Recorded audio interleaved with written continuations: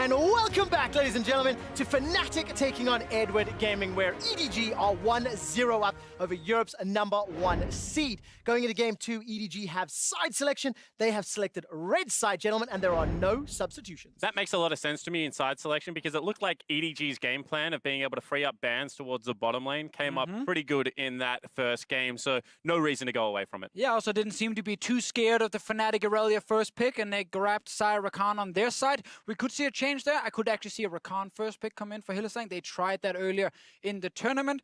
Bwipo still being in.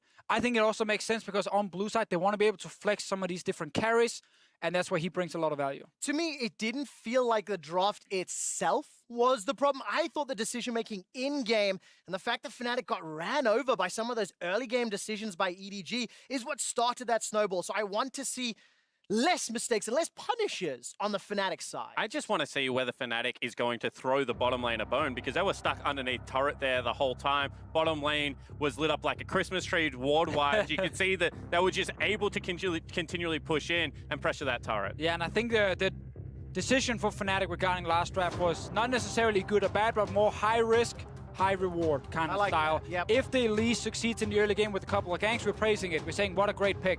Anyway, it is not first pick Rakan. It is actually a ban Rakan instead. Understanding that the Xayah Rakan combination was really hard for him to deal with, especially the engages from Meiko. My question is, what's the difference between that and a Sivir Alistar or even a Xayah Alistar being able to get into the back line?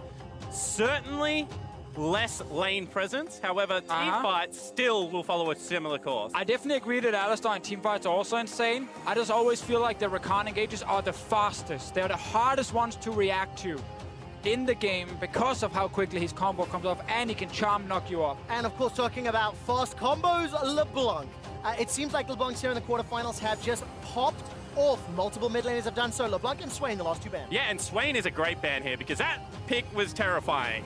Swain is great at one item, is a good laner, and then actually ramps up as attributes more AP, more tankiness, and I think that that is a read from EDG that Bwipo Swain is too damn strong. We got 3 new bans in this one. Swain banned instead of the Sivir from EDG, so Fnatic can grab that for Rekkles.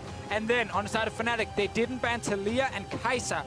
Kai'Sa is now locked in already by iBoy. It is his preferred champion. Could go Alistar with it. That is the golden combination that most teams are looking for a fairly safe laning and then great team fighting. Yeah, and it's the diversity of the lane, right? You can stand on top of the Kai'Sa, you can headbutt people away, you can pulverize aggressive support picks, and then in the late game team fights, you go aggressive, Kai'Sa can follow up. That double edge, that being able to play on both sides of the matchup. Now, do we get Xayah or do we get Sivir coming in? I think Sivir is very risky against Alistar because he can always combo you. He will break the spell shield with his headbutt and then knock you up right after, so it could block that pick from Rekkles. The other choice for me would be Tristana and not the Ezreal. Lucian also on the board here. We've seen how well Sneaky played that in the first best of 3 of the day.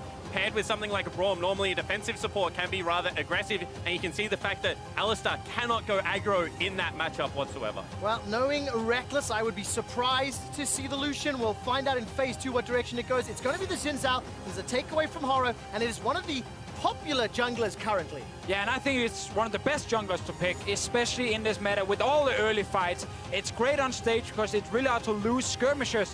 You can barely miss anything because you just charge in and deal so much upfront damage. So it's a good pick, and one Broxah showed up on already. And I think now, if they do go Galio, which they will, they must ban Camille on the side of Fnatic, in my opinion. We've seen how willing EDG is to fight. We've seen the ability to do it at such a quick turnaround. That would be a dangerous combo. Also Nocturne. Like Nocturne, Galio, Alistar, that's too much. You cannot deal with that properly. Definitely want to see that banned away. You get your Camille already. Let's see if I get my Nocturne as well. Because the one thing I will say is, once again, if Fnatic are in a gambling mood to Fischio, if they think this time it's going to land on red, you land it up and you just trust that Broxah is the better early game jungler and he's going to get more done before 6. Because there is a huge window right now that you play around with Nocturne. If he gets that uncontested, it will be danger, but you also alleviate some pressure from the lanes. Well, let's find out what the last ban from Fnatic will be. Ornn is denied from Bwipo, one of his very impactful picks. He's definitely showed up this tournament already. Talia still open and available as well. Now that Nocturne's off the table, Haro has played that this tournament already. We'll see which direction he's going to go. And I think we might see a Sion pick here, because this would allow a beefy front line. When you're playing Kai'Sa, you only need one carry comp. And I think that that is a direction where EDG then just set up the front line and say, Rekkles, you're going to have to play a hyper carry and go toe-to-toe in lane. We do get Hylissang right here. Broxah is obviously the guy who showed up big time on this champion in groups, so he valued this in Zhao early on his side, and Haro will try and match him now. And I think showed up big time is actually an understatement. Broxah had a performance on Hylissang where if you were watching that, you go away, you buy the champion, you buy the skin, and you become a lifetime Hylissang player because he put on a clinic. Oh, we get the Sivir. We mentioned it as an option, but again, it is very hard to play against Alistar. He's able to combo towards you. You don't have a dash to get out of it. Fnatic right now have a lot of physical damage as well on their side. Of course, Irelia will bring in some magic damage as well, but Shogat top lane would then also be a bit... Oh, is this Viktor? Top or mid? We don't know yet. Where would you like to see it? I guess the last pick here for Ray will be the final signal. What direction would you like to see it go? And I think that against Galio, it would have a fairly neutral lane, so I think they've actually covered both bases here. In saying that, once again, if you get something like a Kled, it is a fairly aggressive lane for Haro to play towards. We can definitely assume that in the last couple of days, some of the scrims between the teams, Viktor has been featured quite a bit. Keen showed it earlier today twice against Aatrox. Now it is picked by Fnatic. It looks like a Shen top lane on the other side. In this case here, if you do put Viktor top, it's a lane he can definitely push in over and over. All right, so Viktor into melee tops. That is a good matchup. It's part of the reason we think that the champion works very well. Edward Gaming have gone for that sort of single carry style composition. 2.5 tanks and Hylissang for setup, and it's all going to be about iBoy. If he can be unlocked, EDG are going to have a lot of team fight later. And I want to see how they navigate this 2v2 top lane. Because if you've got Scout at level 6 being able to push out, being able to roam up there, as well as a Hylissang Shen, that is a very hard 2v2, I think, for Zhao to be a good participant in, just because of the Spirit's Refuge. So pressure right now on Broxah to continue his form. Yeah, but also pressure on Fnatic's bot lane. Because with the Shen top, with the Galio mid, they're really telling me on the side of EDG, it's the classic LPL style from them, it's go bot lane. And as I keep saying it, but this Sivir cannot defend herself against an Alistar. Well, let's see what Rekkles can do. He's currently 2-0 on Sivir. He's currently unkilled on Sivir.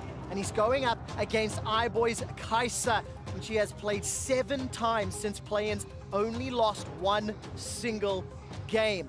Fnatic are down 0-1, and this was one of the pre-tournament frames. This was the best in the West. This is the team that everybody was looking at now that KT and RNG were eliminated to win the whole thing. And this is the game where you earn that praise. This is where you prove your quality after being smashed in game 1, that you can bounce back, you will not have broken mental, and you'll live up to the expectations.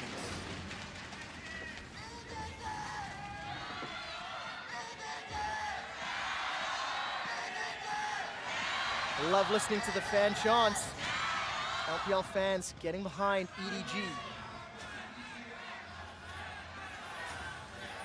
A little bit less excitement for the Fnatic, but it is building. It is developing. And right now, the Fnatic fans and EDG fans will be paying attention to this early game. I feel like it should be a little bit slower than the previous game. And that might... Well, level 1, you might get some action right here as they're moving in, forcing iBoy out for now. We actually had Bwipo bot side with the Viktor, but looking at Fnatic's composition, it's not the Ezreal from last time, but still the Sivir Braum is normally considered a very passive, safe lane where you can push, but you don't necessarily look for a lot of early game kills.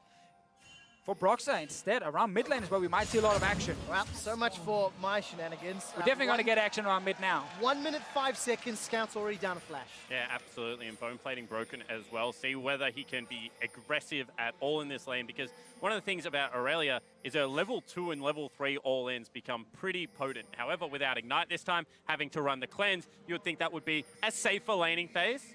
Not going to be the case without flash. Capsa, yeah, taking the safe choice. After going 0-5 in the last game, really rough start, was super aggressive in his early laning phase and got punished for it multiple times, and that is sometimes what we get from Caps, a little bit like with Scout last year, where your highs are fantastic and everyone will praise you for them, but your lows, 0-5 Irelia. Yeah, it was 0-3 by 15 minutes. It was the most deaths that Caps had conceded at Worlds 2018. You can see a better performance here for the mid laner for Fnatic. Hylissang and Rekkles currently pushing fairly far forward. They should win the race here to level 2. iBoy and Meiko, they're starting to back out. And we see this path a lot now from Broxah. A lot of junglers have done it during Worlds. They take their own red buff, and then if they have a pushing bot laner, they take the path around the bot lane into the enemy blue buff. Caps will get a bit of a trade in the mid lane, but Scout ends up winning out with the Aftershock. Yeah, and I think the Scout right now just letting himself be pushed in. Smart call. Caps, however, gets into the turret. You can see that Scout was actually trying to flash. That's what you gotta do, because Hylissang is not here, and you cannot spell shield a combo. But don't be there then. Yeah. I'm just saying, once you're there and you made that mistake, that's what you gotta do. Wow, respect flash from Bwipo. You are as well. correct. Don't be there. Ray actually just missed his combo. Taunting forward, flashing on the spot afterwards, it looked like. No one wants flash in this game. They learned from Hylissang last game. And that just makes it all the more juicy for Haro and Broxah, both of who have not expended their flashes yet, and there are multiple juicy targets across the lanes. Haro will still be lingering around this top lane, but Bwipo's ward will spot him, so a little bit of information gain. And that was a risky play out of Haro, because you can see that Ray was stacking the wave up, wasn't trimming it at all, and that allowed Broxah to go to his blue buff, back across the map and regain control of his blue buff again. So that is now a 3 buff set up for the jungler of Fnatic. So nice here for Broxah, but down in the bottom lane, as you highlighted, Spawn, Rekkles obviously should not be in a situation where he needs to flash if his support is roaming. And that now sets up a potential gank against this Sivir. If Haro finds his way down, Scout and Ray will get level 6 before the flash is ready again for Rekkles. Haro is now back top lane against the no-flash Viktor. Can Ray get in range with the taunt? All right, let's keep a close eye on how this plays out, because there is enough CC to get through Bwipo, especially if he pushes forward. Bwipo, very, very renowned for playing forward, contesting every CS, potentially overextending, and this time around he's not punished. But this is why Bwipo has impressed me so much, because this is a lane where you can spell fling under turret, you can put so much pressure on Shen, no AoE wave clear. However, that wave is pushing back. He's standing off it, he's looking for chip damage, continuing pressure, but making himself immune from those ganks. And 4.5 minutes in, the tempo of this game tried to start much like game number 1. Yeah. But no kills have landed yet.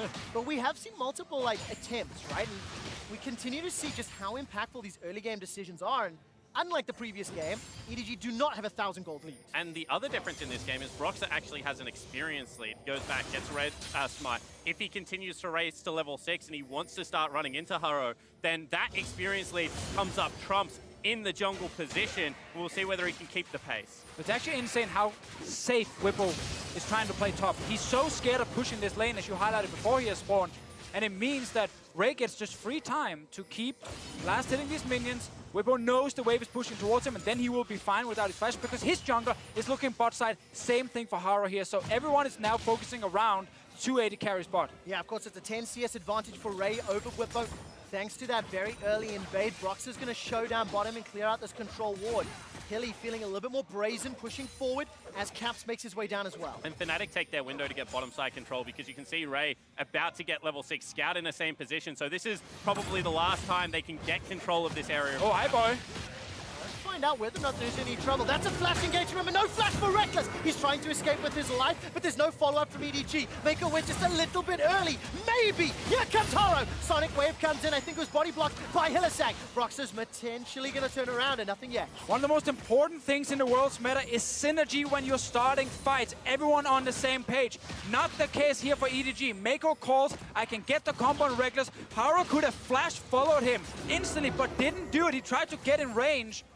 Not enough time, Rekkles stayed alive, and now bot lane. It's the LPL special party in the bottom lane, and everybody's invited. Here comes Scout. Hilly's trying to get back to the tower. He gets taken out. First blood for Haro. Stands United, channeled and used by Ray. Now Broxah's a juicy target. This is a 5-on-1 as Broxah's waiting for support. Captain Rekkles make their way up. Very good flash from Broxah. Gets out of range of the taunt. The chase isn't done yet. Justice Punch used there by Scout, trying to chase down Broxah. He's going to get caught. The Tempest, the Cripple, the slow, the red, the kick, wins the war, not enough, and iBoy's on the board. 2 kills to EDG. And the Scuttlecrab comes up MVP. It looked like he was out, but they had taken it 45 seconds earlier, and they're able to pick up their second kill. And we said as soon as Shen ulti is ready, we can get a play bot lane. It was not against the Sivir, but instead against the Braum, because Hylissang was the man in the front. Instantly they jump him. They know the tower dive is safe due to all the great ultis coming in. And Broxah, yeah, he's running, he's buying time, but he's not killing anyone. And the difference between a safe turret dive and a botched turret dive is decision making. Go as a unit, everyone get under there. Because if you hesitate, we've seen so many of them turn to disaster. Early Shen ultimate, Galio already on the play, well executed dive from EDG. And it's iBoy picking up the first kill for himself here with the Kai'Sa. That is the pick we have seen so often. The moment you get to 2 items and you force team fights, she's scary. And of course, once again, you see Haro coming up huge. Second game in a row, early game impact is felt. It's the reason that he's starting over ClearLove, and it's the reason that EDG have another advantage. We caught a glimpse there of Broxah, sorry, Caps, I misspoke, making his way to the top lane. Ultimate is available for Irelia, but they don't want to go for the dive, and it just fizzles. And Spirit Refuge still available, just means that Irelia getting underneath that, as well as Galio ultimate, if they want to get up into the top lane. They even have a teleport. I mean, just so many tools at that stage of the game to repel. Yeah, and that's where Fnatic now are kind of stuck in a rough situation where they need to decide, where do we focus our attention with Broxah? Bot lane is really difficult with the Sivir Braum, but there is a chance against no flash on Meiko. But then you again have to respect Shen ulti, Galio ulti, all these tools to come in and stop you. And going mid seems like the more obvious answer when you have Irelia, but that's plenty Irelia, and Scout is already building Ninja Tabby. So it's actually very difficult for Fnatic to find a lane to snowball in the early game. Well, there is one advantage for Fnatic. They are keeping close gold-wise. Some CS advantages for top and middle, mean it's touching distance, but EDG have got the first Infernal, and they're the ones making the first moves. Yeah, I'm glad you mentioned the top lane though, because that is the lane where Fnatic will get further and further ahead, but not through ganks necessarily, just perma pushing by Bwipo, and eventually he takes down the turret. Will take some time. EDG will have enough time to actually pull off another play bot lane with the Shen. But that's kind of thing for Fnatic at the moment. They're kind of waiting for lanes to win on their own. And I think the problem is, and we've hit on it so much, is that in the 1v1 versus the 2v2, advantages top lane mean that you get ahead in a side lane, you continue your split push. Everyone else has to play so controlled. Well, against Kai'Sa Alistar, that job is incredibly difficult. If they open up the map, they can continue to force fights. All right, Rekkles has flash available. Hylissang does not. Rekkles throws down the ult, and Hilly may be conceding his life. Throws up the vault door, and the minion wave will die shortly, but he's just looking to buy some time. No access to the ultimate. Very good sonic wave there from Haro. The kill will be donated over to Scout. Just waves again. Makes it look easy. And EDG, they love this strategy. Just go bot lane every single time. For Scoring told me before the tournament, at 9 minutes, EDG wants to take the bot lane turret. And this is now 9 minutes, 55 seconds, so it counts in this case. They almost got the turret. They did get a kill as well. Meanwhile, top lane, Ray and Bwipo fighting. All right, Bwipo's going to throw down the gravity field. Ray's going to escape for now. Bwipo was taunted under the tower, so he takes a shot to the face. If this fight continues, Scout can join. That's a flash in from Ray. Defensive from Bwipo. And Ray fancies his shots with that Spectre's Cowl. Yeah, now potentially mid lane as well. Let's take a look. Where is Haro? The taunt's going to land on the Caps. Caps has got Cleanse and Flash. Throws down the Cleanse. Tries to turn it around, but that's the shorter cooldown summoner spell. Yeah, Sonic Wave there. Actually, taunt. Okay, Chaos Storm is available for Bwipo. He may need to use it. Siphon Power Shield will help a little bit. There's the ultimate going to start ticking away. Ray is going to win this 1v1. Bwipo's running for his life. Siphon Power buys some time. Not enough, and Ray gets a solo. What do you do when your one winning lane is now losing? While you win other lanes, Stand United into Taunt, into Galio ultimate. Caps is the target, and can he get anything? The flawless duet stun turns it around. Caps with the outplay. In the end, it's an outplay from Caps that gets Fnatic a little bit back in this game, but before that, Ray, the guy who TP'd down bottom lane, fell behind in CS, solo kills the last pick, Viktor from Fnatic. See what happens now, another fight. All right, a little bit of an engage here as Meiko does get the pulverized down. Hylissang has now joined the fray, access to the ultimate. Scout is the target. He's taken down by Hilly. Caps is trying to escape and no further action. And we know, when Fnatic are behind, they send Hylissang and Broxah to the mid lane, and they try and get some kills for Caps. They got him an assist here. He picked up a kill himself before. And it is still a huge gold lead for the mid laner because you can see he's up 30 CS, he got the kill. This is the top lane. Already Ray had forced the flash out. Bwipo didn't go back to base even though the lane was pushing into him, and this allowed Ray to just continually fight. He knows he's tanky enough to take all the damage and the minions hitting him, but Caps in that mid lane after Scout roamed to bot lane the second time. Caps got a lot of farm, got a level advantage as well. And this fight, it actually looked like they were gonna get him, but Haro didn't actually manage to connect his Q, and in the end, Caps had enough HP to kill Ray. It felt like that's the first Sonic wave that Haro's not found. And just before we went into the replay spawn, you were talking about the CS differences. Plus 40 for Rekkles, plus 20 for Bwipo, and it's minus 10 in the bottom lane. Sorry, it's plus 40 for Caps, not Rekkles, I misspoke there. But because of those CS numbers, because of the kills, Fnatic are in fact up 700 gold, and there might be a trade of towers. Ray may lose his, or Fnatic may lose theirs. And this is what happens when you play so heavily towards one side of the map. At a certain point, they do get enough items to fight back in other areas. You can see that is going to be potentially mid lane. All right, Haro's going to be using the Dragon's Rage for safety. Caps, no flash available. He's not going to be able to chase further. It is pretty funny though, the first time EDG try and ulti towards mid lane, they lose 2 kills. Yeah. It very much spells it out. Go bot lane, that's where you're strong right now. Ray also feels good in the 1v1 at the moment. They'll take a bit of damage on the way out. Has Tiamat as well now to match the push a bit from Bwipo. His turret is low, so Fnatic knows if the Shen ulti's away, Bwipo can stay top and take turret. So you always get something there. Problem is, how much do you lose bot side? Because this turret down behind Rekkles and Hylissang is very low already. And I think EDG can just hold waves for a minute. Wait for it to be a turret as well as an Infernal Dragon. Stack up another couple of those objectives. Potential dive mid lane. All right, there goes the ultimate out of Irelia. Here comes Broxah as well. Scout with a pretty good taunt right underneath. Throws out the ultimate of himself, and eventually Scout goes down. Caps and Broxah took a very long time. The cost is the bottom turret as Haro shows up, and Tower First Blood bonus goes to EDG. But it's once again, go mid lane for Fnatic. Get this Irelia further and further ahead. Scout roaming away from the lane was big for Caps himself in the 1v1. And now, with some help, he's picked up a kill and 2 assists. Okay, I'm starting to feel the tension building in this game. As we're getting close to 15 minutes, and Fnatic will even the towers. Let's look for the next 10 minutes. Which team composition is going to have more tools to make plays from the 15 to 25 minute mark? And I think that at this stage, you have to point towards how easy it is for EDG to just dive onto the back line and try and make a 5v5 turret. In saying that, Bwipo is starting to become very annoying in the side lane. He's just picked up an Iceborne Gauntlet. He's got himself that 40% cooldown reduction. Should just be able to split push for days. Well, yeah, we know if he goes for Iceborne Gauntlet build, he's going to be a split pusher, as you just highlighted right there. Caps wants to be on the other side. See what happens around this Drake before we talk more about compositions. All right, Meiko's going to be looking for the initiation. Stand United has come down, and Hylissang throws out the Fisher. Sonic Wave connects, and now Haro jumps into the fight. Throws down the Killer Instinct. It's a 1-for-1 as top of support has traded. Haro escapes with his life, and iBoy is being run down by Broxah. A stun onto Ray. Sets up another kill for Fnatic, as Scout is underneath the tower. It's a triple kill for Zhao, and it's Caps that gets a double for the ace. What a huge fight here for Fnatic. EDG, they thought they had the perfect engage because they got onto the Viktor. They used so many abilities to kill him. But remember, this is the tank Viktor. He's not the main damage dealer. They forgot about Caps and Broxah. And you can just see, once again, it wasn't all at the same time. Shen ultimate onto Meiko, trying to get the tanks in the back line. They're trying to set up more of the front to back.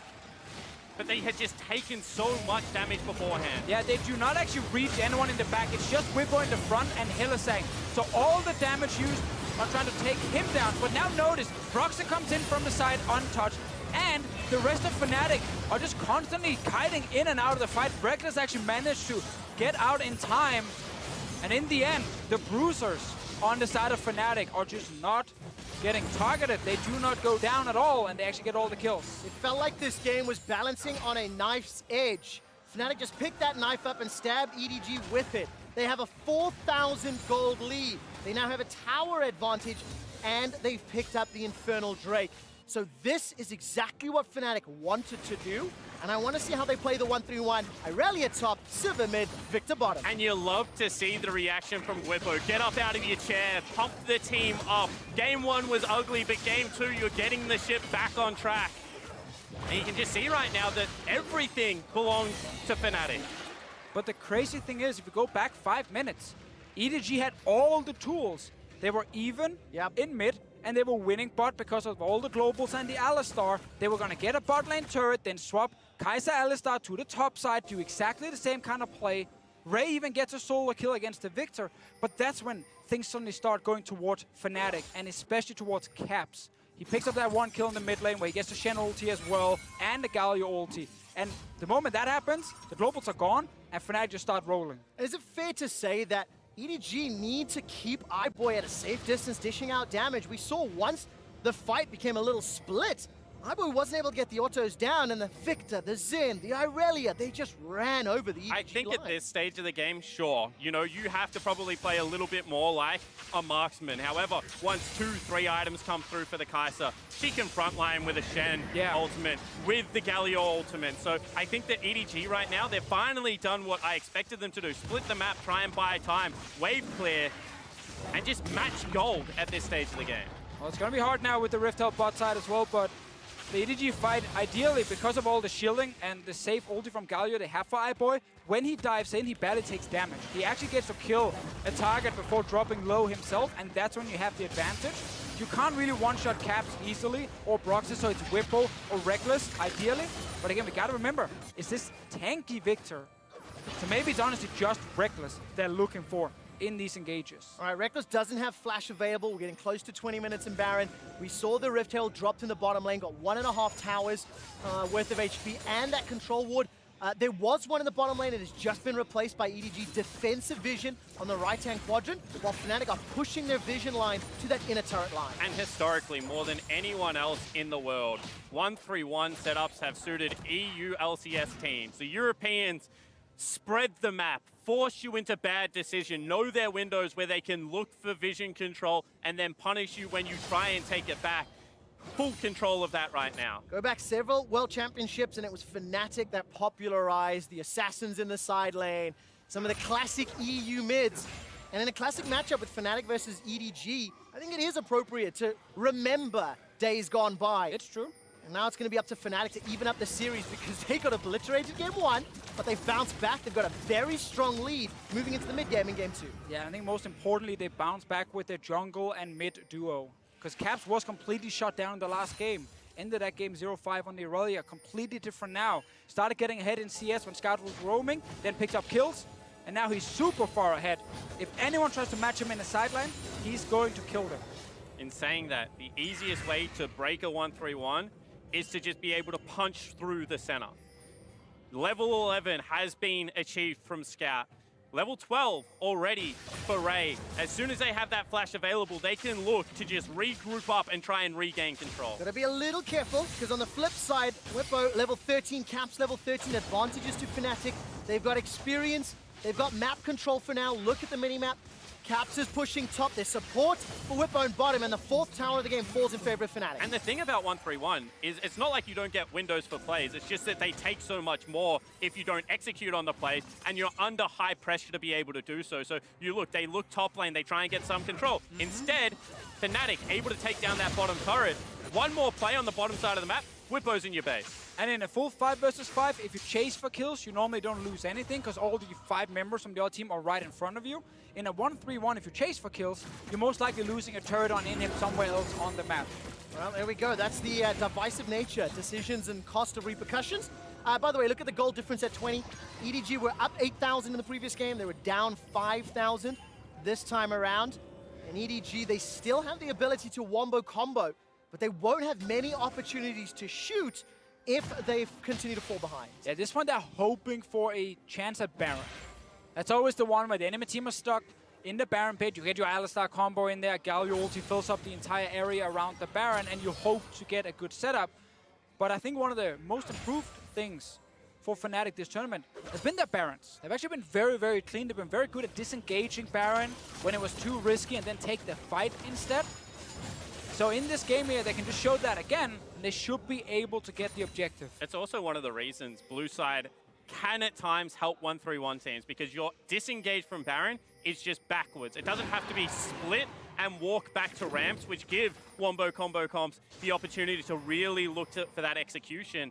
I also think that, you know, you're an item away from wanting the full 5v5. Sure, you've got the 2 items on your marksman. Actually, they go. All right, Rekkles actually starts this one off as Broxah goes all the way in, throws down the ultimate. iBoy jumps over the wall to safety, leads Meiko to his doom. Bwipo and Hylissang are trying to set up more kills. There's a defensive push. Meiko goes down, and Fnatic, they chuck a lot of EDG. They just get the one. If Fnatic, they know here the Wombo combo only really works if it's EDG starting the fight and reaching the backline on Fnatic's team composition here, but that's not happening when you're the one jumping them. All right, Baron gets started off as Bwipo is going to get surrounded by 3 members of EDG. Dragon's Rage actually helps Bwipo out. Haro gets taken down and flashes for safety. The Q shield keeps Bwipo alive. Now Ray looking to jump in the pit. There's no smite available. Vanguard's edge gets Caps a rampage. He takes down iBoy. Now Ray gets knocked up by the Baron to enter kills, and Fnatic are considering another kill. Caps is looking for a little bit more.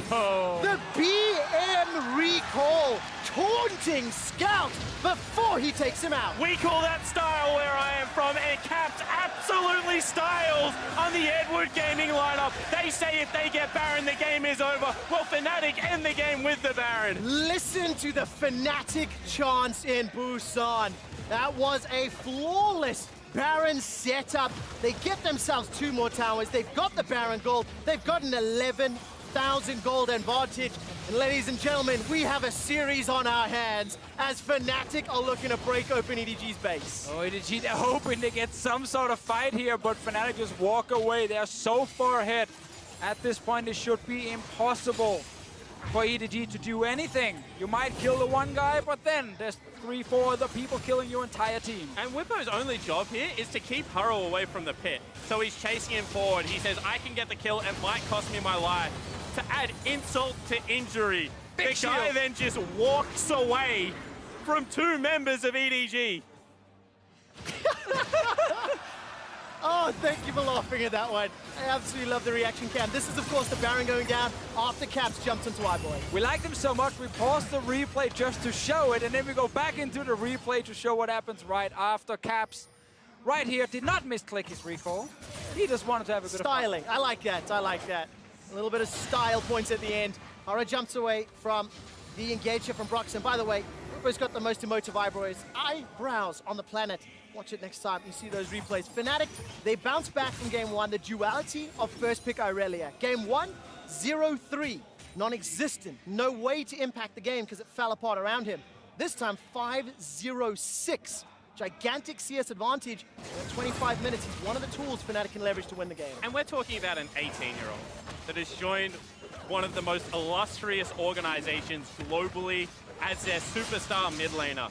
Pressure abound for Caps to be able to perform on the world stage.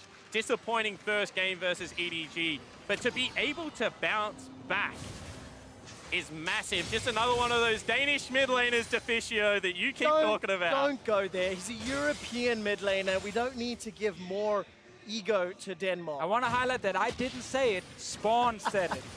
Well, let's see whether or not this Danish mid laner can help even up the series. There is the engage. The Stand United taunt comes down, and Bwipo's already dead. Rekkles and Caps can still turn this around as the Vanguard's edge disarms members of EDG. They haven't got a kill just yet. Stand United's bought some time. Rekkles with 1, Caps with a 2nd. The minions are making their way to the base, and this will open access to the inhibitor. We got the combo, but it's too late for EDG. The rest of Fnatic can just take them down right after. Looking for their base now. Haro is here to try and defend with iBoy and Meiko. It's not enough. There is still 30 seconds on the Baron buff to close out this game. The Baron empowered cannon minion is doing a lot of work as Broxah gets kicked backwards by Haro. One Nexus turret has fallen. The second now will be jumped on by Caps and Hilly and the rest of You have to Fnatic. go! They turn their attention to the Nexus. There's not much time left. A little bit of an engage from EDG, just trying to buy some time. Rekkles goes forward, trying to get the ricochets and the boomerangs as Caps gets a stun from the flawless duet. He stays alive. Broxah stays on the Nexus, and those style points continue to grow. That's a dash, that's a kill, that's 1-1 in the series. And every now and again, as commentators, we get to sit back and watch a star born on the international stage. And my God, Caps, what a bounce back performance. The entire turnaround happened around the mid lane. Yep. They were getting jumped on bot lane by double globals, Alistar, Kai'Sa. They were losing the turret as well. But when Caps got the first kill mid, and then we got the gank towards it as well. Wave. How different that game could have been. Or he can flash the wall. But exactly the same way. Bottom lane under siege, but this time the top of the map stands tall. It does indeed. Fnatic even up the series 1-1. We're going to hit to the analyst to break down exactly how they did that. Thank you very much. Quick shot. EDG throws the first punch, and Fnatic throws one back, putting us at 1-1 in the series, very much the way we expected this series to play out. Skirmish heavy, comes down to the fights. Who can perform mechanically better within them or make the better strategic decisions around the map? Let's dive right into this once again with Champion Select, because the development of the meta within this series is very interesting to me. Once again, we see a Viktor coming out in the top lane for Bwipo here on the side of Fnatic. Yeah, someone's got to back down, and I liked Fnatic's adaptation of banning specifically LeBlanc, because it made the first pick Irelia incredibly valuable once again, and we got to see the preview of the top lane Viktor in the previous series as a counterpick to Aatrox. I'm super interested that they picked it blind and still had the CS advantage and ultimately got him to his items. So that could be a massive pick in this series as well. And I think what it provides is flex, right? Because you could also play the Viktor into the Galio, and that's just a neutral lane. It's just farm v farm, and then you can get a more favorable matchup for the Irelia up towards the top side of the map, which Bwipo is more than happy to play. But when they saw the Shen, they were like, you know what? We're fine having this matchup with the Viktor in the top side, and I think it just adds that extra flex value on the blue side. Yeah, and I agree with that, but for me, while the Viktor was cool, it was really the Xin Zhao that made the biggest difference. The fact that they identified that Broxah got shut out, that he wasn't able to be an early game jungler, and now by giving him the power of the skirmish-oriented jungler, you saw that Haro tried to match it by taking the Lee Sin, but ultimately Broxah was moving faster through the jungle, and he was much more terrifying in his river control. Now, that said, EDG was very much the aggressors in the early portions of the game when it came to the kills, looking particularly at the bot lane dives. And when you draft the comp with Galio, Alistar, it's very easy to set up these bot lane plays. And note how every time EDG had a wave, they were more than ready to make this stuff happen. They had the Shen ultimate on top of it too. But the problem with these plays from EDG is that they didn't translate it into an early tower. I wanted EDG to focus more on turret damage than chasing kills. And I thought Fnatic was actually throwing their bodies at minion waves so that they wouldn't lose that turret before 10 minutes. That kind of bought them enough time so that you could get Viktor to Iceborne Gauntlets, right? So that you could get Irelia to Trinity Force and then ultimately win the Dragon fight. Because you sent 2 members from mid and top to the bot side of the map twice, and the differential that was developed between Caps and Bwipo against their solo laners was big enough that the deficits they suffered in the bot side of the map weren't that big of a deal and they could compensate. It reminds me of another EU team that we saw yesterday. Let's jump 15 minutes into the game for the first big clash between these two teams. Fnatic coming out on top with the 15-minute ace. And for me, all eyes were really on iBoy. He's going to make a critical error in this team fight when he's going to fly into the back line and then immediately get dove on by 3 people. There he goes. Yeah, but I also like the fact that Caps' positioning in the fight was also really good. The fact that he was able to land a huge Vanguard's edge, the fact that he recognized the positioning of iBoy to then immediately turn it into a punish. Something that Fnatic were praised for in Europe was that they were the best teamfighting league in our region, but it does make it easier when the AD carry closes the gap for you. Just high-fives him with his face. I also it always excites me to see these Fnatic guys play, in particular Bwipo and Broxah, because of, again, their emotional investment in the moment, right? And you can see how this team and those 2 players in particular are catalyzed, right? Yeah. By the success that they found. I think if that fight goes differently, it could spell absolute disaster for the Fnatic squad that's already dropped a game. But getting that ace there, you kind of saw the flame reignite, and they knew they were back in it. Yeah, series saving in a lot of ways, because if you go down 2-0, we've never had a reverse sweep at the World Championship. But I mean, that's why Fnatic is in the position they're in, is because they can consistently win a lot of the high-pressure moments or the execution-heavy moments. Those team compositions scaled fairly linearly when compared to each other. So that Dragon fight, in a lot of ways, was the game. Let's take a look at this 23-minute Baron fight. While Fnatic now has an advantage in control of the game, I want to take a look at EDG's essential last stab here. And this is just incredible by Broxah. Finds them, splits them up, and so much of the resources for Edward Gaming are used just to try to disengage. At this point, Fnatic will then have control over the area, and then Bwipo plays the goalie effectively on this defense.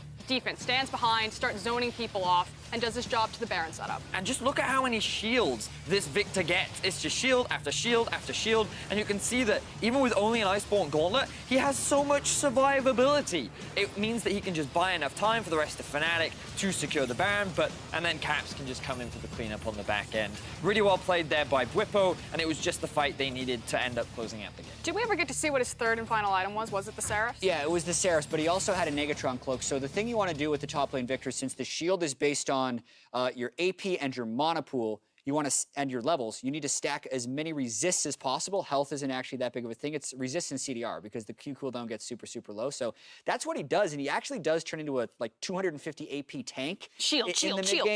And we actually saw this Viktor type build a little bit like 6 months ago in the mid lane. It just took too long to turn on. So I feel like right now with Kleptomancy in the top lane, they're hitting 10,000 gold faster. They're getting the resist, and it looks super effective. I love that a pick from Korean solo queue really just big in the last week or two is now immediately into Worlds. And while the Viktor is fun to watch, Caps is going to be the one picking up the MasterCard player of the game on that Irelia. Yes, Bwipo did work, but Caps bringing the damage and the carry. And if you're going to be the priority pick, you better make it stick, and Caps made it stick this time around. Jat, you already highlighted that it was the LeBlanc pick, so deny any sort of skill matchup in the mid lane. And once it was Irelia versus Galio, Caps just popped up.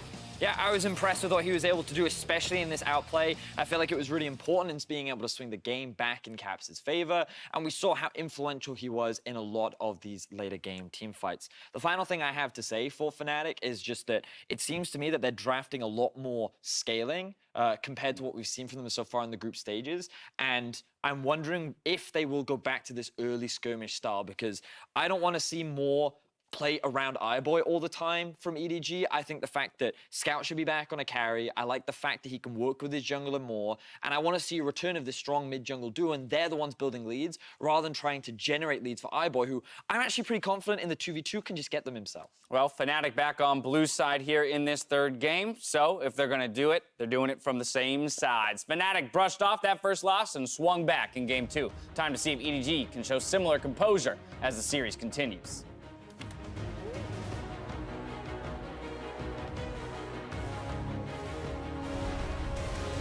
Party in the bottom lane, and everybody's invited. Here comes Scout. Hilly's trying to get back to the tower. He gets taken out. First blood for Haro. While you win other lanes, stand united into Taunt, into Galio ultimate. Caps is the target, and can he get anything? The flawless duet stun turns it around. Caps with the outplay. Can we go for Kaiser over the wall? I think we win. Kaiser's dead. Kaiser's dead. Kaiser's dead. Shen.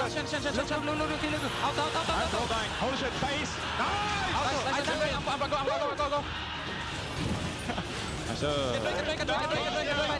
Dragon's Rage actually helps Bwipo out. Haro gets taken down and flashes for safety. The Q shield. Broxah stays on the Nexus, and those style points continue to grow. That's a dash, that's a kill, that's 1-1 in the series.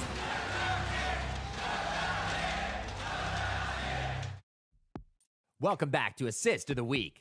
During the Fnatic and Invictus Gaming tiebreaker match, IG huddled together in a bush to ambush Fnatic. But Fnatic were prepared and got the jump on Invictus Gaming. Bwipo unleashed Call of the Forge God on Duke, allowing Fnatic to secure 2 kills. Walks away. Now land the first to fall, make it a second as the top laner is dead, and Jackie Love has to run. The Caps buys time. Rookie next to the chopping block. Caps might fall. The shields are on.